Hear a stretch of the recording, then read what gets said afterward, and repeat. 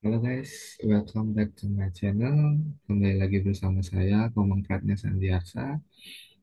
Pada video kali ini, saya mendapatkan tugas dari kampus, tepatnya mata kuliah Manajemen Kuantitatif dengan dosen pengampu Bapak Suryanto Sosrowidido, SEMM.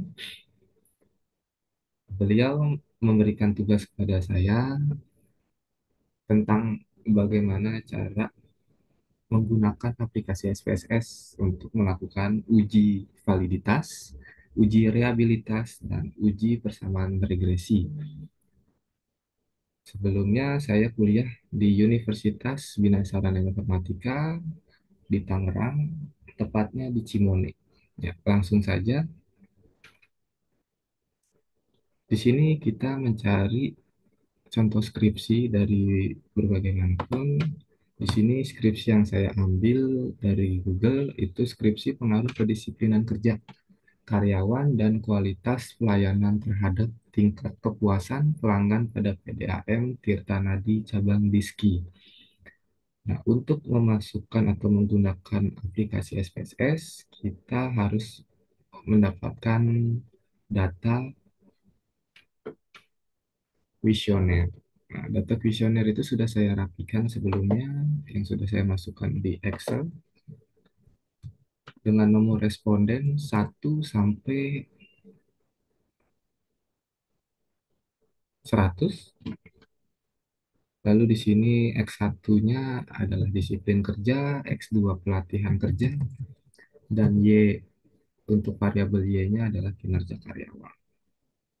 Oke, kita langsung saja beralih ke data ini, kita masukkan ke SPSS. Kita buka SPSS-nya.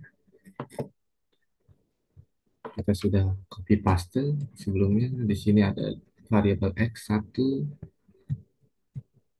X2, serta variabel Y.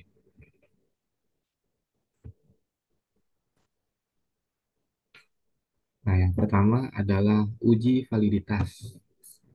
Kita lakukan itu yang pertama adalah kita klik pada toolbar, itu ada analyze, lalu kita cari correlate, lalu klik bivariate. Di sini kita reset dulu, lalu kalian masukkan X1.1 sampai total X2. Nah, karena berhubung agar cepat tidak klik satu-satu, kalian bisa dengan cara klik lalu tekan shift pada keyboard, ditahan lalu klik tanda panah bawah pada keyboard, lalu klik di blok. Sudah, lalu di correlation coefficient, kalian jangan lupa checklist Pearson, di tes signifikan itu ada two tail, dan checklist juga flex significant correlation. Lalu klik OK. Kita tidak membahas hasilnya dulu, kita lanjutkan secara yang sama untuk ketiga variabelnya. Di sini ada X1, X2, dan Y. Lalu kita lakukan secara yang sama untuk X2-nya, analyze, correlate, bivariate. Di sini kita klik reset. Kita cari X2.1 sampai total X2, klik tanda panah. Seperti sama, Pearson, two-set, and flag significant correlation. Oke, hasilnya sudah muncul juga.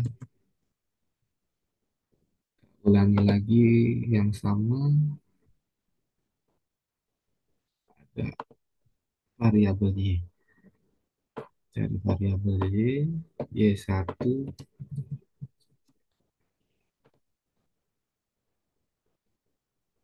Pearson, two-set, flag significant correlation, klik OK. Nah, di sini akan menghasilkan tabel correlation 0,751. Di sini ada 708, 638 dengan 100. N-nya 100. Kita cek untuk X2-nya. X2-nya dengan sama 1, N-nya 100. Persen correlation-nya 1, N-nya 100. Lalu kita cek variabel Y dan menghasilkan Sudah selesai untuk uji validitas. Next, kita akan uji reliabilitas.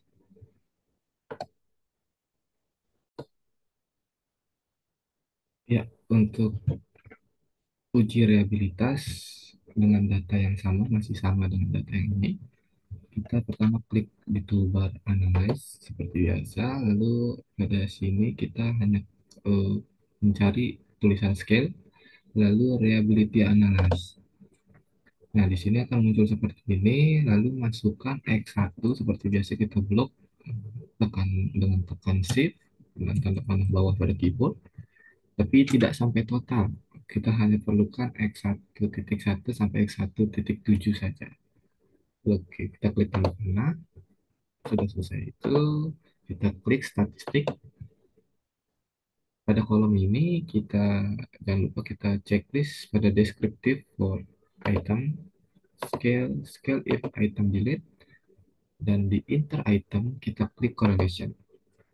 Sudah selesai itu, untuk kolom yang lainnya kita biarkan saja, lalu klik continue. Nah, lalu di model kita tidak usah ubah, tetap model alpha, di scalable dikosongkan saja. Kita klik OK. Muncul sudah ada hasilnya. Lalu kita lanjutkan untuk variabel X2 berserta Y-nya. Kita kembali sama seperti tadi, klik Analyze, Scale, Reliability Analysis. Ini kita reset dulu. Lalu kita X2.1 sampai dengan X2.7, klik tanda panah, statistik, jangan lupa kita checklist 3 di descriptive for item, scale if item delete, serta inter item correlation. Klik continue, ini biarkan apa dan kosongkan, klik OK. Sudah muncul, lalu kita kembali lagi, klik analyze, scale, variability analyze, kita reset, lalu variabel Y1 sampai Y5, kita masukkan statistik, item di checklist, scale if item delete di checklist, dan correlation di checklist. Continue, di sini apa dan tetap kosongkan. Ya. Lalu kita cek hasilnya di sini.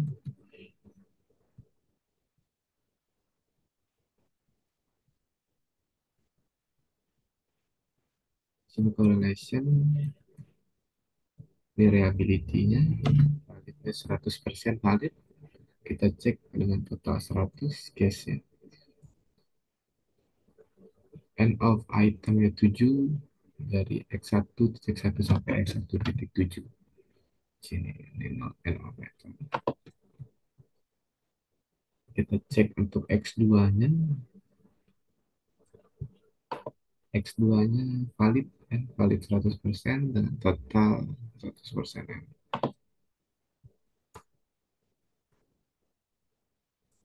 Pada kolom ini X2.1 sampai X2.7 dengan n 7 di sini. Oke, kita cek untuk variabel Y, reliability untuk variabel Y. Ya, variabel Y di sini valid 100%.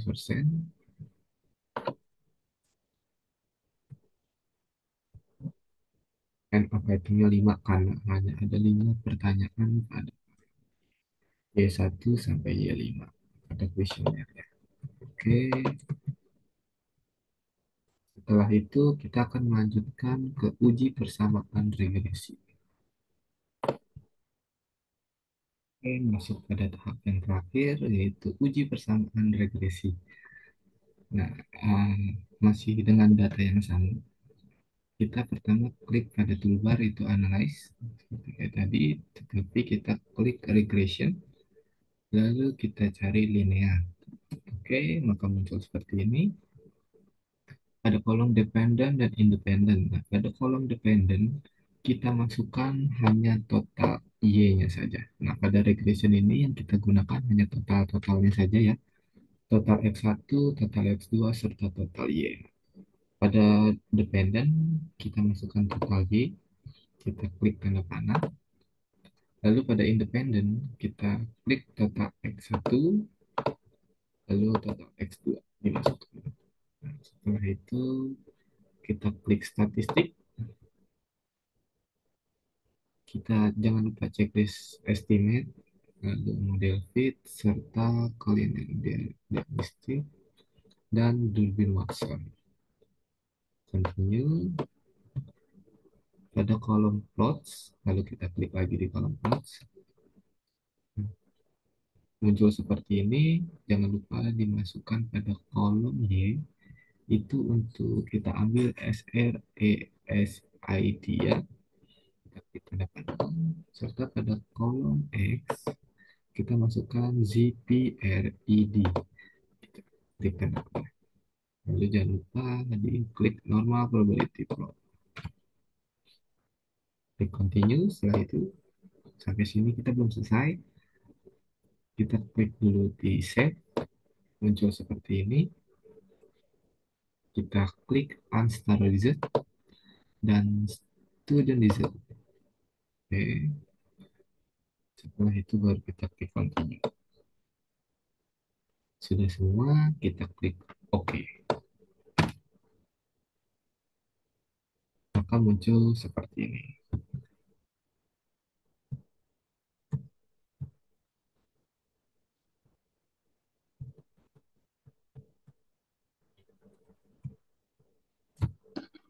Muncul seperti ini. Kolom ANOVA, variable entered and remove, model summary, ANOVA. Di ANOVA kita mendapatkan angka untuk F-nya 44,516. Lalu kita ke bawah, di sini terdapat sebuah chart atau grafik. Di sini chart atau grafiknya itu yang mana artinya dapat kita lihat.